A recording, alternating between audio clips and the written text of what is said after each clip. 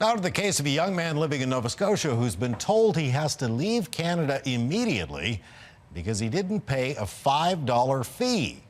He went to high school and college here, and his parents also live in the province, but the government is kicking him out. His immigration lawyer says it's really not that uncommon. CTV's Kayla Hounsell has his story tonight. And then no screen came up after. No, it just went through right away. For weeks, Aiden Volker has been poring over documents, trying to understand why he's no longer welcome in Canada. Immediately heartbroken. The 26-year-old went to high school and college in Nova Scotia. His parents also still live in the province, so he was stunned when his application to have his work visa renewed was denied. You are a person in Canada without legal status and as such are required to leave Canada immediately, said the letter from Citizenship and Immigration. If you do not leave Canada voluntarily, enforcement action may be taken against you. It was rejected over $5. Volker, an American citizen, paid a $250 fee, but it turns out there was an extra $5 required that he says wasn't listed online. With the change of government, there's been a number of good changes and good programs, and they're putting things online.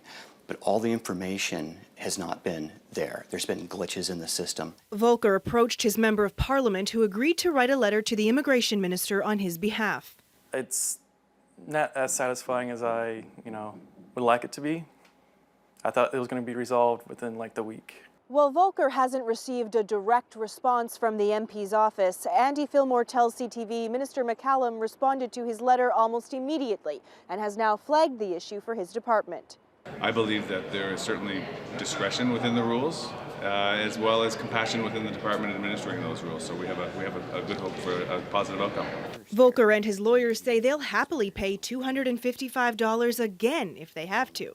Aiden is a perfect candidate to be in Nova Scotia. He's got the skills that Nova Scotia wants and is trying to retain. I've had a mix of emotions.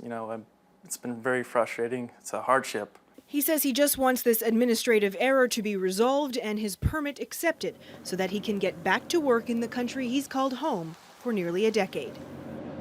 And Volker's immigration lawyer says his colleagues across the country are experiencing similar issues.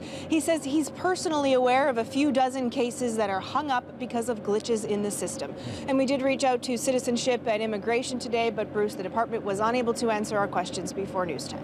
Very interesting story. Thanks, Kayla. You're welcome. CTV's Kayla Hounsell reporting live tonight from Halifax.